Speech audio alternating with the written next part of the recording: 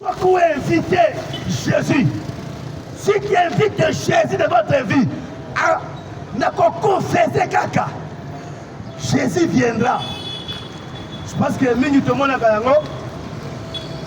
Tout le monde va gagner la cause là. Par exemple, ceux qui vont faire la magie. Bazala va komaka ba komi ukanda. On a quelqu'un à la toilette. A komi ukanda. A komi à quelqu'un quelque part là. On l'appelle réponse pécoya. A commis dans le monde invisible, dans le monde des ténèbres. Tu vois, quelqu'un écrit et a super réponse. On voit quelques temps après, à comment on a une réaction. Sur la scène mbongo, tu vois comme sous. Au moins mbongo est bien dans la gâteau. Ba dollar est tondi wana. Mais à la condition. Abi muni mbongo on est bibi wana. Kaka fo le loka on lie mo comme kola le loka et si la nyos. Mbongo wana elle a la tête. Tu vois? Et tant que tu as mbongo wana, au moins tu as pas mbongo na balabala $100, $200 qui na ba. Atomela masanga pour panza mbongo wana. Ah, muteza mbongo et la voix il a beaucoup d'argent. Alors panza mbongo boy. Mais on y invite mbongo wana source d'ango et où tu vas? Tu ne sais pas qu'il y a la condition de payer. Que mbongo a su le là, il faut qu'il y ait ici la gamme wana. Alors panza mbongo wana n'a pas condition. Une courte joie. Tu n'as pas quoi? Mbongo wana fait ici. Voyez-vous, ça c'est le diable. Ça c'est le diable à ton pays. Il donne à rien. Mais c'est un menteur. C'est un menteur. À gauche, on peut appeler ça. Dans le boko, il y a gauche. Nous avons retiré la droite. Nous avons poursuivi le petit moko. Le diable est là, il poursuit un but. Mais Dieu fait que toi tu sois sauvé.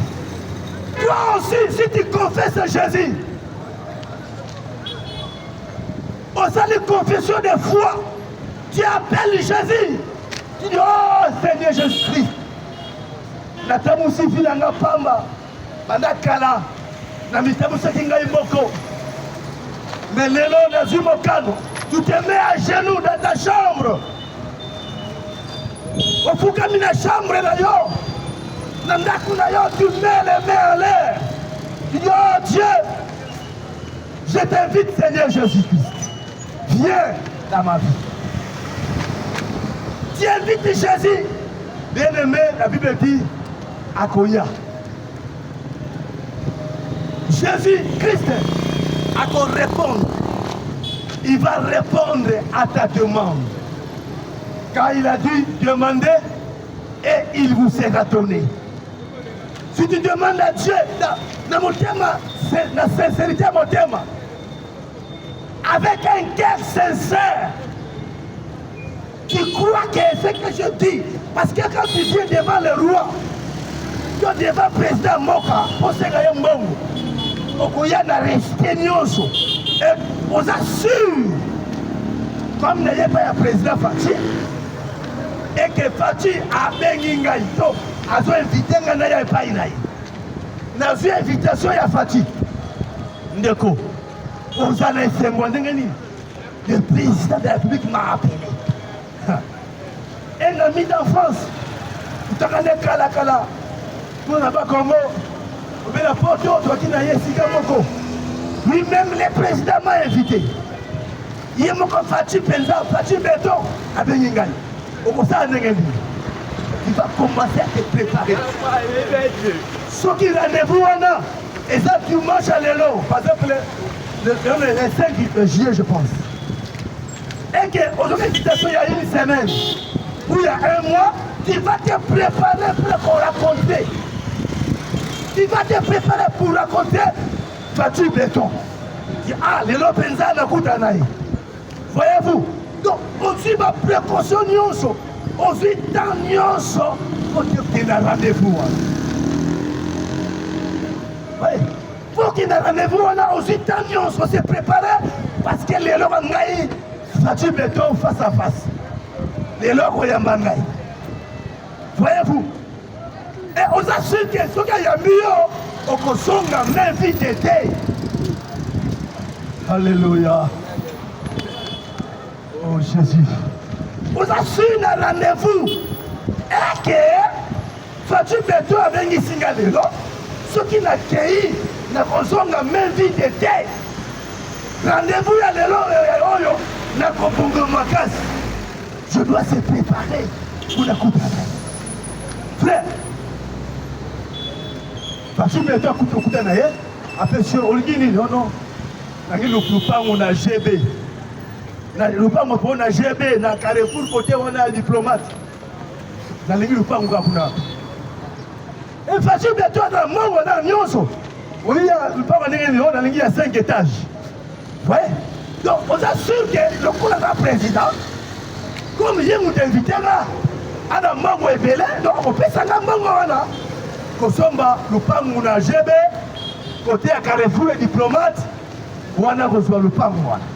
Et rendez-vous, on a fait au comité. Tu vois, aux yeux Mongo. Frère, et ça qui Alléluia. Aux yeux Mongo, et ça bien. Parce que Fatim, vous avez dit, Fatim Beto, mais il y a pas été, Moukolo Moko, il veut que tout passera. Le ciel et la terre passeront. Le ciel, au monde, le ciel bleu, et la terre ici passeront. C'est que tu n'as pas de pierres.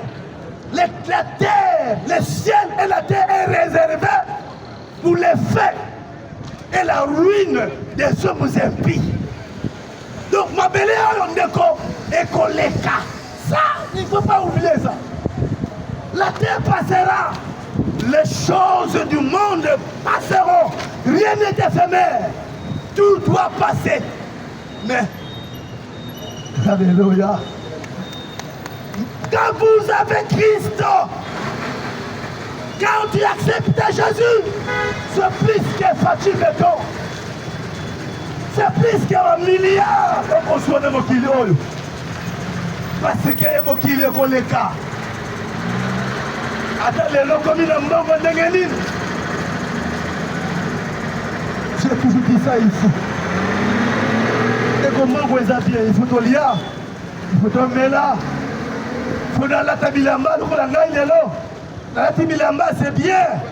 Il faut dans mettre là, c'est bien. Il faut dans lire, c'est bien. Mais, si vous le mettez, tout cela, pardon, passera. Rien n'est éphémère si c'est tout terre. Tout passera, sauf Dieu qui ne passera pas. Dieu, il est éternel. Nzambe, azaseko na seko. Dieu est éternel. Dieu ne passe pas, mais le monde passera. Donc il est connecté, mais Dieu demeure éternellement. Si tu acceptes Jésus dans votre vie, vous avez la vie éternelle. Il me remettait qui passe de la mort à la vie. Même mon client, même une vie, comme l'a dit Job, même si la terre, les vers de terre détruisaient ce corps. Alléluia. Même si les vers de terre détruisaient ce corps, je sais que mon rédempteur est vivant. Même si Bankousou, dans l'Ienzo de Oyo, parce que dans un monde dans le cimetière, mais les riches sont enterrés. Batambongo dans le cimetière, les grands musiciens, les grands Djogo, on a Djogo Penza, Bete Kabale, Messi, on a le Maradona. Moi, à l'époque, j'avais encore 10 ans ou 12 ans. Quand Maradona a attaqué Coupe du Monde en 82. Maradona, en 82, j'avais encore 10 ans, 12 ans. Tout le monde a dit Maradona, mais aujourd'hui, où est Maradona? Asana Kunda. Il est Asana Katakunda, c'est ici là qu'on a y est déjà. Même aujourd'hui, Messi, tout le monde. Oh, grand Djogo, oh, Napaloma, Kenawap. Lelo Poutine, on dit Poutine, Poutine. Oh Kagame, Kagame. Oh Nani, ce qui Nani. Wapi Kadhafi Lelo. Où est Kadhafi? Où est tous ces grands de ce monde? Bakenda Wapi. Tous ces gens passeront. Tout le monde passera. Tous sauf. Oh Alléluia, Alléluia. Sauf la parole de Dieu ne passera pas. Dieu est seul. À Koleka. Mais nous sommes Koleka. Vous avez intérêt d'accepter Jésus ce matin. Tu as intérêt de croire la parole. Si tu acceptes Jésus dans votre vie comme votre sauveur personnel, bien-aimé, tu ne mourras jamais. Même une autre écoufie, mais tu vas ressusciter un jour. Tu ressusciteras un jour et tu auras un corps glorifié.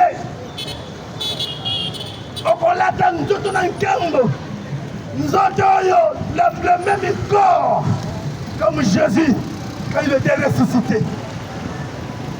Et voici qui il avait un corps comme moi, à part de mes disciples. Les disciples qui sont c'était un monstre, c'était un fantôme. Non, ce n'est pas un fantôme. C'est moi Jésus. Regardez mes mains, regardez mes pieds, touche-moi. Avez-vous du pain à manger? Voilà l'écriture. Avez-vous quelque chose à manger? Et Jésus a mangé dans ce corps glorifié.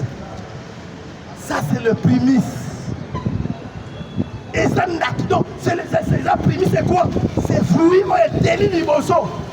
Et Jésus est le prémisse qui a mûri, qui nous a prouvé qu'il y a un pays qui existe. Il a traversé de l'autre côté, comme Josué et Caleb, qui ont traversé de l'autre côté du Jourdain. Ils ont ramené, après que Moïse, le pays existe. Solo, où coule le lait et le miel. Et Josué et Caleb ont ramené l'évidence pour dire que le pays est vrai.